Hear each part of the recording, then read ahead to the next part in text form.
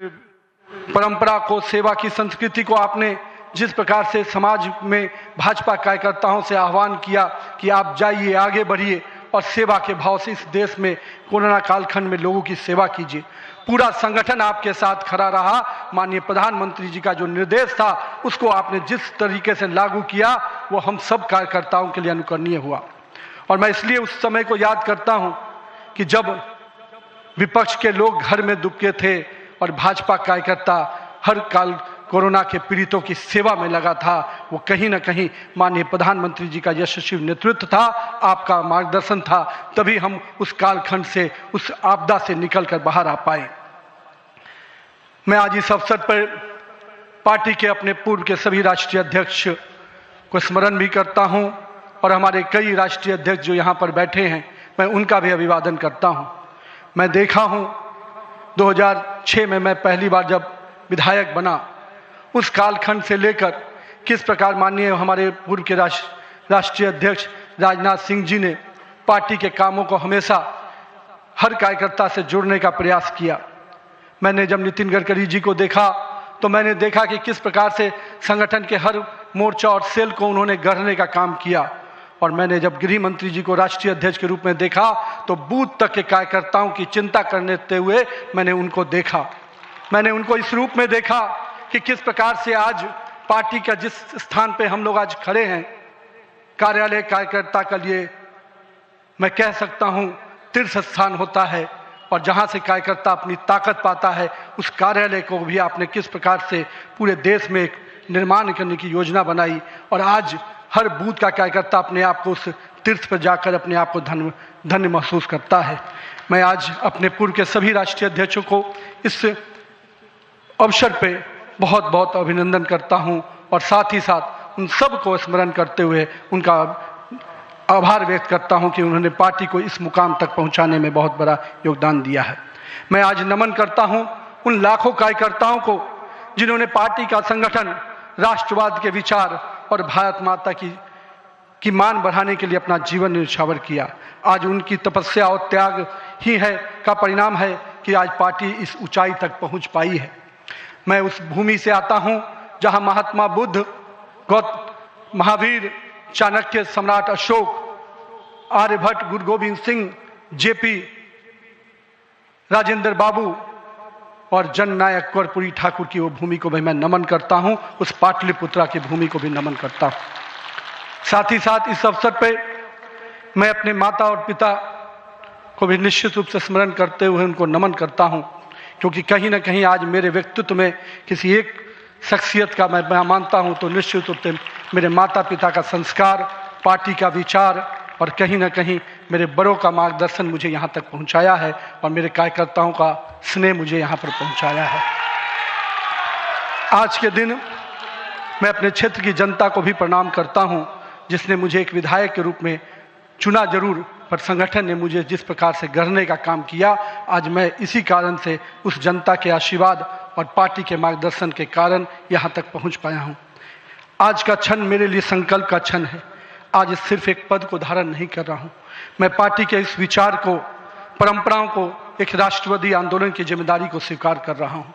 और मैं इस अवसर पर साथ अपने सभी वरिष्ठ कार्यकर्ताओं को भी प्रणाम करता हूँ।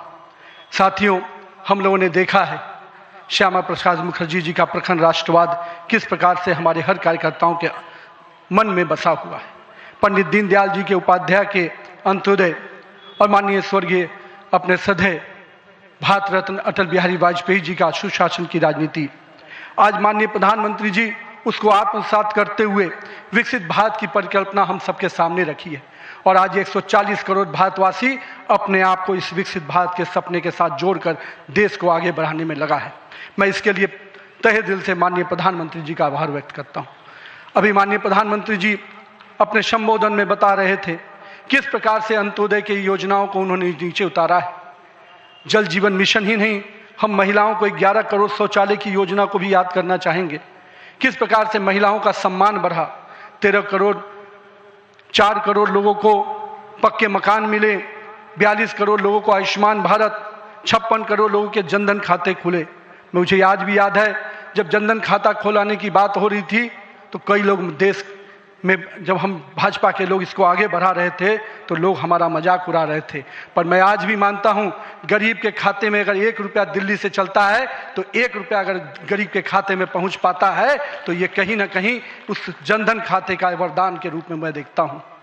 मैं आज के दिन माननीय प्रधानमंत्री जी के इस सब के साथ और सबके विकास के इस नारे को फलीभूत होता देख रहा हूं। हम लोगों ने लंबे समय से कुछ नारे को, भाजपा के कार्यकर्ता, हमारे जनसंघ काल के कार्यकर्ता लगातार कुछ नारे को गढ़ते थे। रामलल्ला हम आएंगे, मंदिर वहीं बनाएंगे, जहां हुए बलिदान मुखर्जी वो कश्मीर हमारा है, एक देश में 2 विधान 2 प्रधान 2 निशान नहीं चलेगा। साथियों, आज भाजपा के कार्यकर्ताओं ने वो कालखंड देखा जब अयोध्या का भव्य राम मंदिर का मार्ग प्रशस्त हुआ। आज जम्मू कश्मीर की जनता ने 370 धारा से मुक्ति का दौर देखा। आज सांस्कृतिक व राष्ट्रवाद की विचारें और मजबूत हो रही हैं। साथियों, मुझे याद है अब वो समय जब हम लोग आज श्रीनगर के लाल चौक पर तिरंगा लहराते देखते हैं तो गर्व की अनुभूति होती है। हमने वो दौर भी देखा था जब पाकिस्तान के झंडे लहरा रहे थे और दिल्ली की सरकार बैठकर मौन बैठी थी उस समय, क्योंकि वो समय हम लोगों ने युवा मोर्चा के कालखंड में काम करने का जब मौका मिला था तो हमने देखा था उस समय जब माननीय प्रधानमंत्री जी उस कालखंड से 370 को समाप्ति किए तो कहीं ना कहीं पूरे कश्मीर की फिजा बदली है और आज कश्मीर का लाल चौक तिरंगे से लहराया नहाया नजर आता है। ये परिवर्तन हमारे देश में आया है। साथियों, हम भारतीय जनता पार्टी के उस सामान्य राजनीतिक दल नहीं जिसके लिए हम काम करते हैं, हम उस विचार के साथ काम करते हैं जिस विचार से हम राजनीतिक अभिव्यक्ति के साथ साथ उस नारे के साथ काम करते हैं जहां राष्ट्र प्रथम के नारे, नेशन फर्स्ट, पार्टी नेक्स्ट और सेल्फ लास्ट, माननीय प्रधानमंत्री जी ने इस नारे के साथ हम लोग को जोड़ा है, हमारे नेतृत्वकर्ता ने हमें जोड़ा है और हम सब के लिए ये प्राथमिकता होनी चाहिए कि हम राष्ट्र के आगे रखकर ही अपने कामों को आगे बढ़ाएं। साथियों, हम अपने नेतृत्वकर्ता के संघर्ष और बलिदान से सीखने की आवश्यकता है। ये हम वैसे राजनीतिक दल के लोग हैं जहां राजनीतिक सत्ता नहीं साधना है, राजनीतिक भोग नहीं त्याग है, राजनीतिक ऐशो आराम नहीं तपस्या है, राजनीतिक कोई पदभार नहीं उत्तरदायित्व है।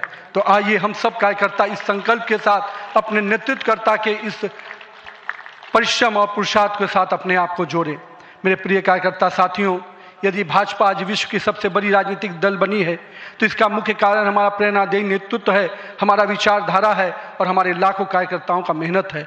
वो कार्यकर्ता जो बिना फोकस में आए अनवरत काम करता है, वो कार्यकर्ता जो कठिन से कठिन परिस्थिति में भी भारत का ध्वज झुकने नहीं देता है, वो कार्यकर्ता जो सीना ठोक के कहता है तेरा वैभव अमर रहे माँ, हम दिन 4 रहे न रहे।